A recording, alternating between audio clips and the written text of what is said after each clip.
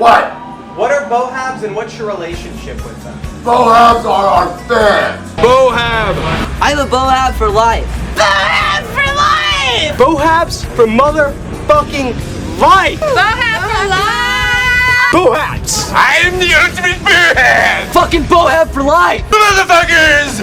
I love guar. It comes from the word words, habitually scoring. My winning entry when I was 13 years old is I made every member of GWAR out of like a G.I. Joe figure.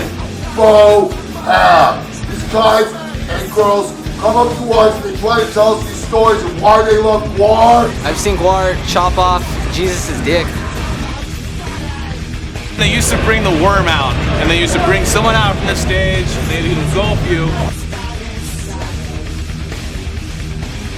The blood and the gore and the snooky and the chainsaws and the little demons coming out. Oh man, the Lady Gaga thing was pretty funny when she had the toilet and they pissed in the toilet. And we just sit there like, the only way they get away with it is right after the show when we're a little bit tired.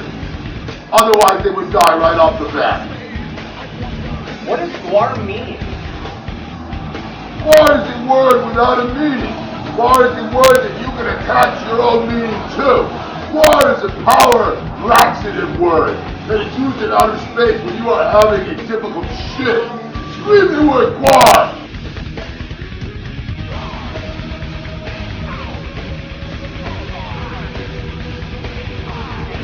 When you step out there, what is the goal?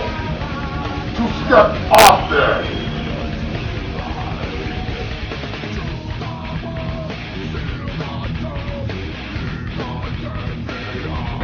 The first GWAR album I ever heard was Hello, and I instantly liked the song You Ain't Shit, so my punk band covers that song. I don't know, just the fastness and everything sounds good. When they kill people, it's, I don't know, it just makes me get into it, because then I listen to the lyrics and it makes sense. It goes along with the story. Is there a cult behind GWAR? Well, I think you'd have to ask our fans about that. I certainly hope there's a cult, and I hope that it would resemble the Jim Jones cult. And I would hope that they would all be dead by the end of the show tonight. Though I think it's more a social club for misfit weirdos. There's no doubt that we'd like to make it more cult-like if possible, but quite frankly, our fans are too stupid. What's the hardest thing about being GWAR? Well, I think probably the hardest thing about being GWAR is looking at everybody else that's not GWAR and feeling terribly sorry for them.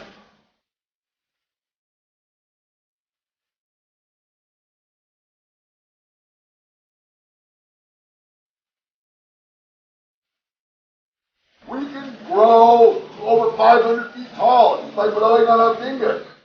What do you love about being GWAR? What's your favorite part about being GWAR? Entering the sanctum sanctorium of the Pope's nose with my cuttlefish of Cthulhu.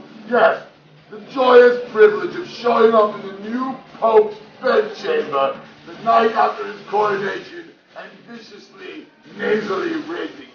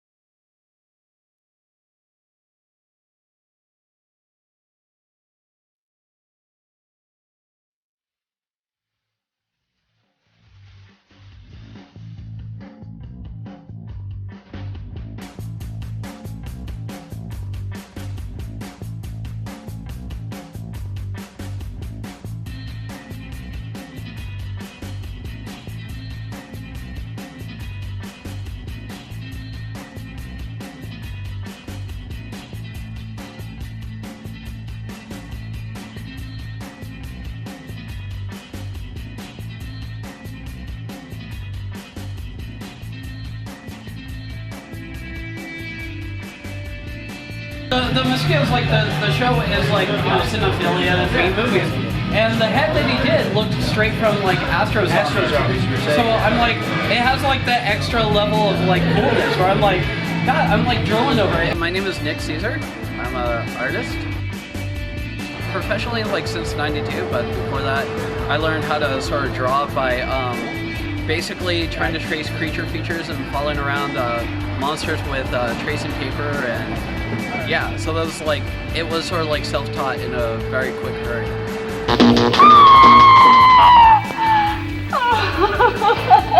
Basically, I'm a cinephile. Like, if it's weird, obscure, bizarre, or hidden, I'll spend weeks or months just totally tracking it down. And basically, I was like, I was raised on creature features, and I kind of started like collecting every single film I saw as a kid. But then after that, it was just trying to track down the weird sort of rubber monster movies that just no one had heard of. And so it was, in a weird kind of way, it's sort of like watching it for the very first time, even though it was probably, released in the 1960s to a limited number of theaters and everything. Horrible, horrible things are going through my mind. The jellyfish monster, the man whose brain is warped and whose body is covered with the stinging tentacles of the jellyfish. Bingo them! This show kind of celebrates, and it's sort of a tribute to. It's just like all these weird sort of obscure movies that kind of get neglected and mix it with some sort of popular ones like Clash of the Titans, Evil Dead 2, and stuff like that. And my top 5, which is always hard, but I would throw in the original Dawn of the Dead 1978, Terror Vision, Charles Band's best work. My number 1 favorite film is Lost in Translation, which is kind of bizarre because it's like when you have like a collection of umpteen horror movies, it's kind of really hard to find a film outside the genre that you really connect to. In horror movies, they're basically tragedy, when, excluding all the slasher film genres or whatever, but it's like when you look at characters like Dracula, the Hunchback, and Phantom of the Opera, they're all really tragic figures who are just trying to exist but are flawed somehow, and I think I just kind of related to that. The Wolfman has a curse, Dracula has a curse, the Hunchback is persecuted because of the way he looks. The Phantom of the Opera, the same thing. It's just like, his face is twisted, he's obsessive. He's probably the first like kind of bipolar kind of movie hero, anti-hero. And then there are other films like Cockfight, which is, I actually got just because of the title, but from the film it's a really amazing and touching drama. So I think it's just sort of like exploring to find more films like that, which seemed to be super abundant in the 1970s, but now everything is just so glossy, it's almost like I'm backtracking to find new cinema. My whole collection is full of rare films, but there's a film called Dunderklumpen that was released, I think it was like Amsterdam or Norway. I've known Bill for about 3 years now. A long time ago, when I was just really showcasing my art, he contacted me and wanted a few pieces in the shop. And they'd always had sort of like this dark humor to them, and then from there it became like shows, and now years later, after so many like group shows and co-shows and everything like that, I finally have my first solo show at Hyena, which is just my demographic consolidated. Everyone into cult films and weird shit comes here. It's probably one of my favorite galleries because this is where my people are.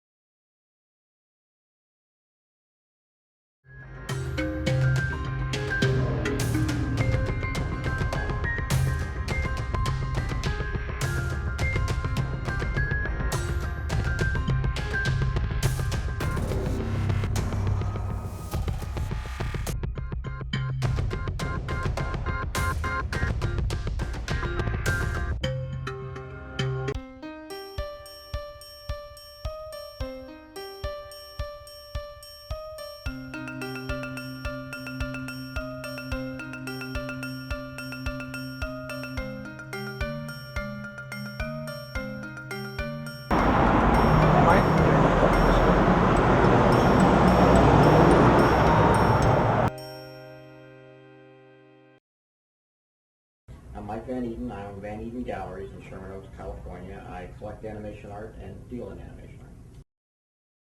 Really obscure stuff, stuff that was maybe more innovative or a little bit different from the mainstream. And that's the kind of stuff I like. And I tend to buy it. It doesn't tend to sell, but I don't mind. I like it. We do handle a few independent artists that sort of have a crossover into animation. They either worked in animation or they worked in book illustration. And that seems to cross over into our collector base quite a bit. So we do some fine art, but our main focus is animation, and mainly animation used in productions, actual production art, not reproductions.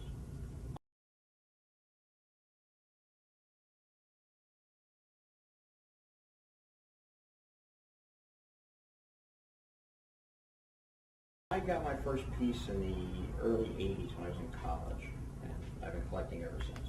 The limited edition cell at the time, I'm from South Carolina. We all see a lot of animation art in South Carolina. But at my college, a traveling show came through, and they were selling reproductions of animation art. And I'd always liked cartoons as a kid, so I identified with the piece and I bought it. It was a Michigan J. Frog reproduction, a limited edition of Michigan J. Frog, a cartoon called One Froggy Evening. He only appears in one cartoon. It was one of my favorite cartoons as a kid, and I just had to have it. I've been dealing in art since about 1985. I actually was out here in Los Angeles doing another job, and I found a guy's wallet. And in his wallet it says, I sell animation cells. So I call the guy up to return his wallet to him, and he gives me animation cells as a thank you for finding his wallet. Well, really what he was doing, he was setting the hook. You know, I started buying animation cells and buying animation cells from him, so much so that he started referring people to me to buy stuff from me, and that's how I got in the business. Earth, when science and technology will be long forgotten. What I think makes a cool film? Well, I think at least it has to start off not mainstream. And most of all, it has to be innovative, maybe a little bit different, it has to tell a story in a different way. Wizards, a futuristic fantasy epic born in the mind of Ralph Bakshi. I saw Wizards in the theater when I was a kid, and I said, holy cow. The future Führer. Attention! Behold! Who rediscovers the ancient secrets of propaganda. This is a cartoon. It was completely different, you know, and I was a follower right away of it. I said, holy cow, this guy's amazing. I wanted to see every Ralph Bakshi film that came out. You know, I was part of that cult when the first thing came out. And war. Something completely different, but still good enough to attract the viewer and say, wow, what a great way to tell the story. Wow, what a great way to animate in the case of an animated film. You know, that's what makes a cult film.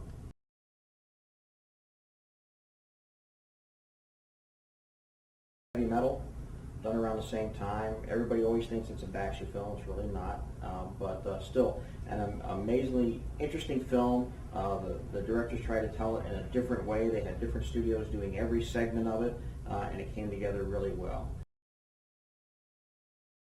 He's probably the king of the cult animation films. Even I think even Cool Work, which came out as a mainstream movie, has a cult following still. Another one of Bakshi's films.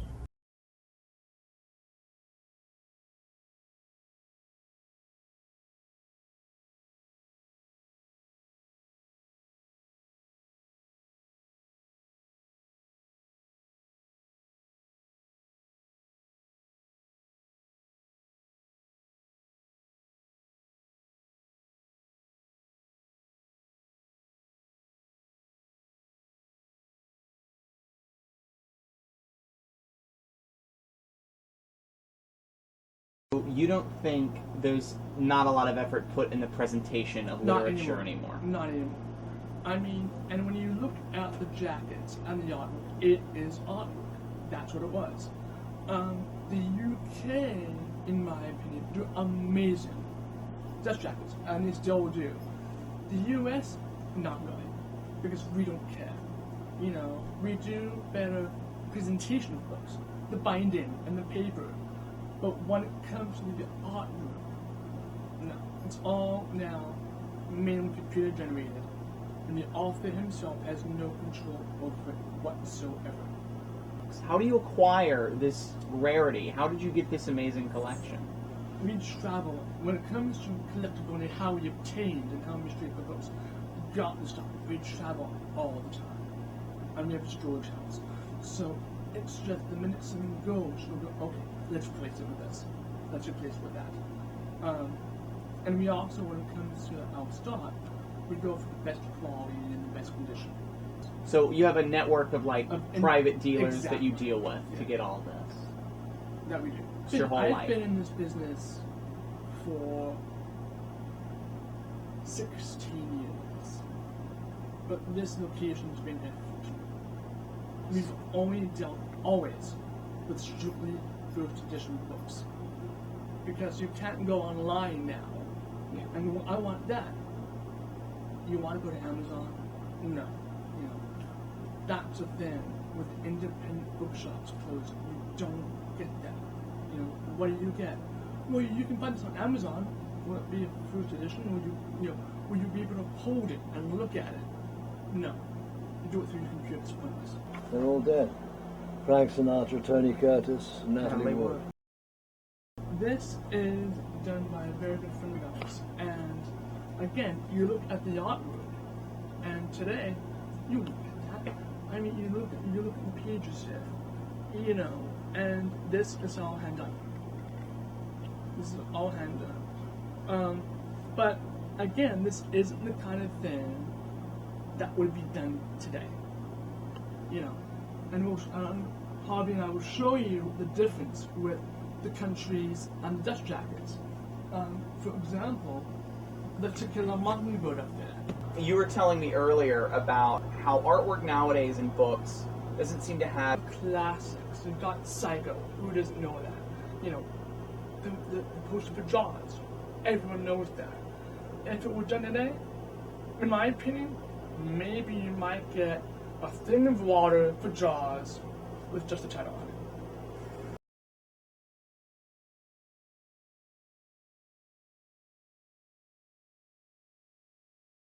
The film that won all the Oscars a few years ago, Cinema Paradiso. Yes. Was, Giuseppe Tornatore was in here and sent us actually all his scripts signed. We still have those. We're keeping them. But you know, there's a view of cinema, and a view of life, which is absolutely extraordinary. And also with the foreign language films, there is extensive use of voiceover. Always, just great voiceover stuff. And it's simplification, you know. And here, you know, we're so worried, our directors are so worried about 3D and all this rubbish, really, that all they the lose extra sight crap of you all don't the need. lose sight of the human aspects of filmmaking. It's all all of it, but a great deal of it is very superficial. It's very dependent upon the technical, which foreign films are not. They're human. They're very human, you know, and they deal with human emotions and human situations, and they leave a lot of stuff to the audience. Yeah, with cult films, if you have a wonderful script and you've got a very small budget, it doesn't matter, and you do not need special effects. A lot of times, I think people have amazing special effects, but they lose the plot. And there's nothing there.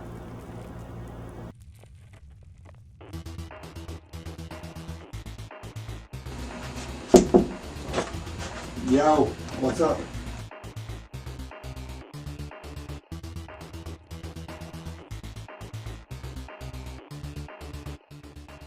We got squid there, a fetal pig. This is a little baby bird that actually died outside of the first apartment I lived in with my wife, and I saved it and preserved it. Some other random shit. This is a pretty interesting thing here, which is a tattooed pig skin, but you can see there's a nipple on there. It's really gross. These are some of the sculptures. These two are sculptures I did with Matt Levin. They're cut up so that they could be molded, and this is what they look like when they're out of the mold. Matt did that paint job, and Skip Crank did that paint job on that one. Hey man, what's going on? How you doing? My name is Clint Carney, and I'm an artist and a musician. Speaking of Tom Holland, I did a couple paintings from Fright Night for his website called Twisted Curios. I think at the door. Oh, okay. Yo, what's up? I do all kinds of things. I do paintings and sculpture, and I build stuff for movies. That's mostly oil painting, though. I guess I would say my focus is. I did a painting that's in Scream 4. I built the mask that Benicio del Toro wears in Savages. My band's called System Sin. I write all the music and play the stuff on the albums, and then we have live players and we perform live. But yeah, on the album it's pretty much me.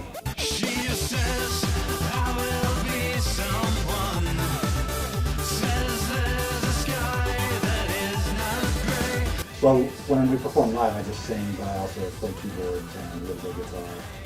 It's like electronic industrial music, pretty dance-oriented, but on the darker side of things.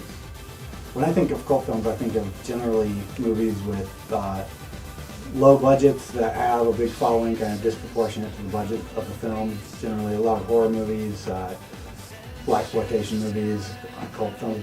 Usually it's, or pretty much all the time, it's something with an edge to it, something darker or just strange and twisted. For inspiration, when I'm making art, a lot of it just comes to me off the top of my head. Generally, I just sketch all the time, and when I come up with an idea that I really like, then a lot of times I'll hire a model to kind of, I'll do a shoot with them to kind of get the lighting right and everything, and then kind of go from there. Once I start fleshing that out on the canvas, then a lot of it just comes to me on the fly as to what it's going to be, and really takes shape as I'm painting. I don't know what a normal artist is. I mean, I guess maybe an artist whose artwork hangs in hotels and office buildings. Maybe you'll never see my art there. But I don't know, I just paint what I like. I tend to gravitate towards horror and darker things, and so that's what I paint, that's what I sculpt. It's just what I like, so I don't think there's any point in doing what you don't like, or making art based on things that you're not interested in, so I always just gravitate towards the darker things. And Hyena's perfect because they've really embraced what I've done and what a lot of other artists out there are doing that are kind of right up my alley. What do I look for inspiration? I am inspired by other artists, a lot of dark things. I collect skulls, I collect art by other artists who I admire, and I draw a lot of inspiration from that. For my own pieces, I really just keep a sketchbook and I'm sketching constantly, and then when I come up with a sketch that I like and that inspires me, I kind of go for it and start the painting process. A lot of it's done on the fly. Some things I'll create, do photo shoots, use photo references for, but a lot of what it's actually turning into just kind of forms together as I'm painting. Christopher Ulrich, Zdzisław Beksinski, Giger, a lot of the artists that show at Hyena I love. Jeremy Cross, I have a bunch of his paintings. Creep, it also shows there. Skip Crank does amazing sculptural pieces. Matt Levin is an amazing sculptor as well. I've had the privilege of working on a couple sculptures with him, and there are millions. I can't. I'm neglecting some. Oh, Darren Freidendale. I love all the the George Romero zombie movies. Texas Chainsaw Massacre. A lot of the horror from the 70s and 80s. I'm a big fan of. Tom Holland stuff like Fright Night, Child's Play. Just I love horror, so just about anything that's good.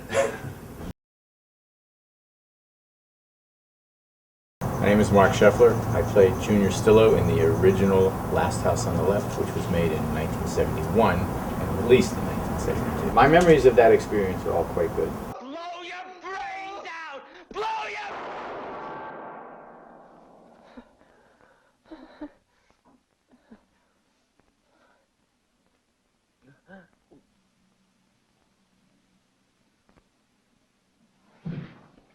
They didn't know how to market it because it was so unusual. I mean, if you look, in retrospect, Last House was the grandfather of the modern slasher movie. Okay, it was the first one that did what all those other films, after they came after it, tried to do. So they didn't know how to market it, and some guy who they hired, who Hallmark Releasing hired, came up with, the slogan, "It's only a movie." And that resonated. I mean, Hess and I lived together in New York in an apartment on the Upper West Side when the film was released. And we would travel around the city, and they papered like every place you could put a billboard, they papered those one sheets, and it said it's only a movie, it's only a movie, it's only a movie. And we were the first movie to have to actually have an organized television campaign. They bought TV time and they cut a trailer for television, and they put a reverb on that it's only a movie thing, and it scared the shit out of people. To avoid fainting, keep repeating. It's only a movie. Only a movie. Only a movie. I learned the fundamentals of everything I've ever known about filmmaking doing that project.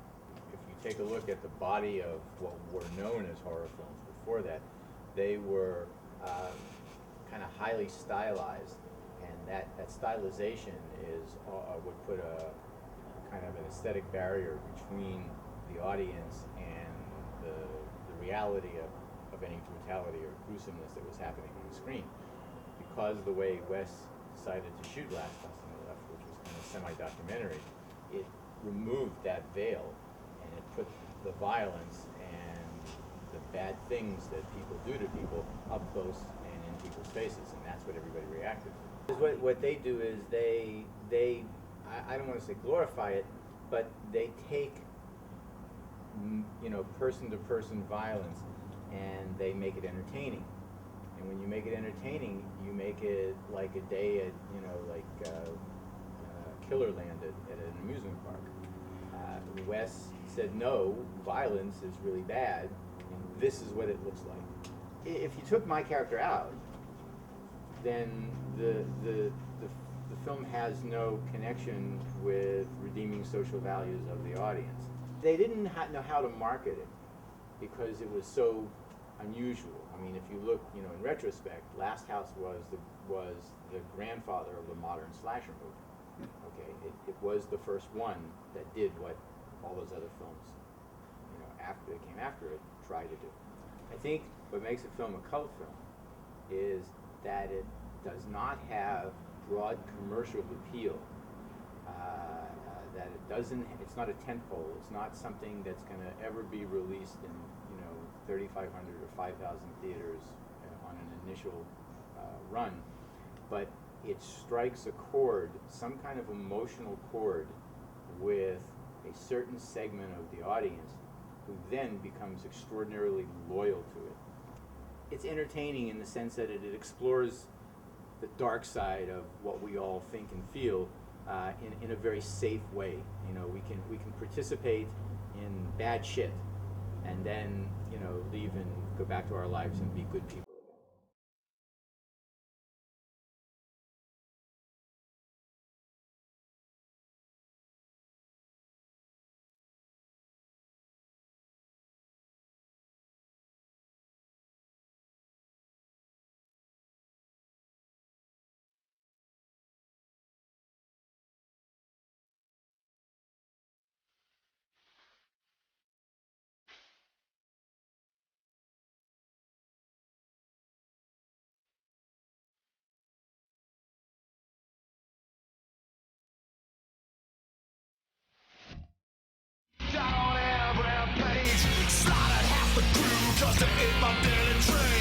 Fucking completely wiped out that wonderful feeling that you have after a bar show. It's like all day, it's coming. You go through the whole day, you do sound check, you have dinner, the doors come, and then it's like you're getting closer and closer to the show. And finally you get dressed up, you get the shit on, you get out there, you're in the thick of it.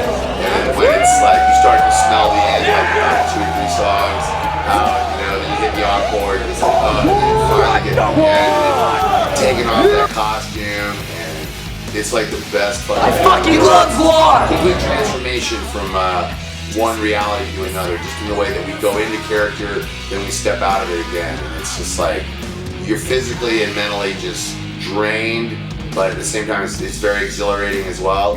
We had a really good show tonight, so that helps as well. There's nights when things don't go so well, and you come off stage and go like, but tonight was really great. We got a great rush from the crowd, so it's really like the most satisfying feeling, consistently satisfying feeling I've ever had in my entire life.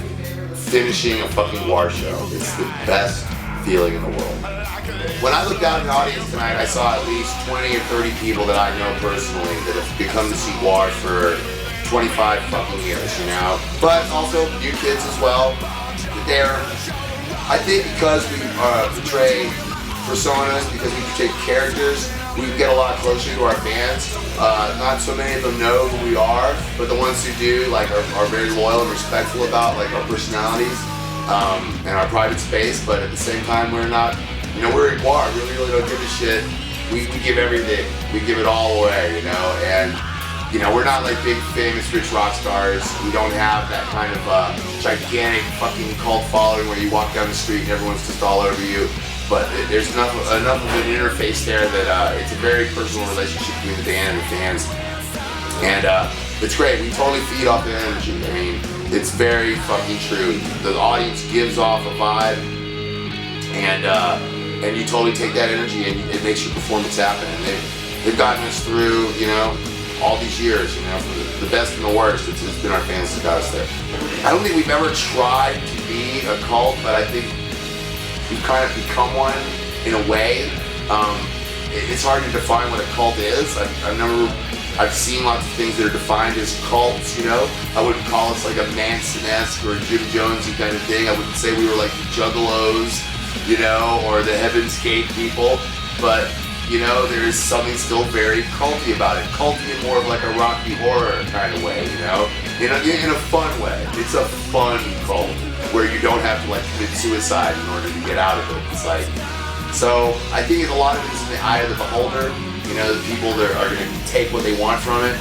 But if they called us a cult, I would be sad. I'd be happy with that, and maybe a religion at the same time. What are some of your influences as a rock star? What are some of your musical or artistic influences? I fucking love Loud and Fast. I grew up in the DC area, so right at the end of, you know, I remember seeing the Sex Pistols on the Tomorrow Show in 1978 when I was a freshman in high school. When I graduated in 81, I was completely into the Ramones, but then that started changing into more hardcore stuff, you know, like Minor Threat and Black Flag and all those bands. You know, I was like right in the thick of that. Then went down to Richmond to go to art school, started getting into more of the crazier outside stuff like the Butthole Surfers, but at the same time then, you know, I'd really started out with metal, bands like Nugent and Sabbath and Zeppelin, but then I'd really kind of lost track of metal when like the hair metal thing happened, but then like bands like Metallica and Slayer and Exodus and Testament kind of made metal good again, and then that you went through the whole crossover phase, you know, where it was like bands like DRI, and we're really like muddying up the water between what hardcore and metal was. And, you know, I was like lucky enough to be like a kid right through all of that. And so that stuck with me. And it's really awesome that those bands are still just like so revered, you know, and those old geezers like me are still playing, you know, probably shows somewhere tonight. So, you know, that was what it was for me, you know. Top 5, just Butthole Surfers, Black Flag, GBH, Motorhead, Thin Lizzy. Excuse me. And then above all, Jimi Hendrix, Guitar God. Get in there. Trying to load the case. It's cool. Come on. Get in. The whole straight edge, like the punk rock scene that it was like the hardcore scene that was like took itself so seriously. We just wanted to laugh at it. And then when the metal scene came back with a vengeance, you know, we saw the downside of that where people were taking that too seriously as well. So we really wanted to make fun of the whole rock and roll archetype. And the best way to do that, we kind of like, you know, we thought to ourselves, if we were fucking gonna go see a band tonight, and it would be any kind of band we wanted it to be in the world, what would it be like? We're like, they'd be like monsters from outer space that were marooned on Earth and are playing like this obnoxious music and just trying to murder their way off the planet. And they kill celebrities and politicians and religious figures and anybody else that we think sucks. And we just mushed it all together. We got some amazing artists to build the costumes, and the rest is history. He's never gonna stop. We're doing a fucking interview. Always what comes back to me is we played in East Berlin right after the wall had come down. It was the first fucking hardcore metal festival that had been done in the East. you know, since it was like 92 or even earlier than that. And we played the set, and as the set went on, the people, first they were into it, but then they were just like, you could just see 50 years of repression just like draining away from them. They're like, this is what we've been denied for the last fucking 50 years or 40 years or whatever it was at that point. And by the end of the set, the fucking place was just going completely berserk. And then we brought out our giant dinosaur, Gorgor, and you know, we actually had people after the show going, after that we wanted to rebuild the wall. Odorous is just an exaggeration of my personality.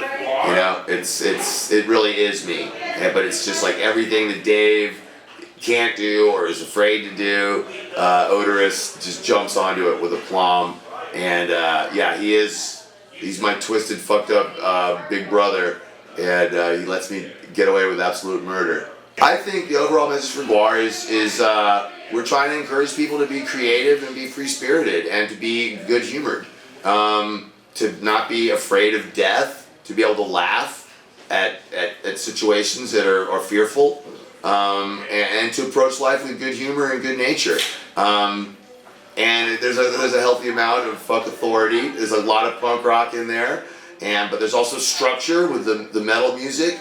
There's so many things going on at once, and that's just my opinion of what Gwar's about. If you ask the other artists and musicians in this band, they probably all would give you a different answer.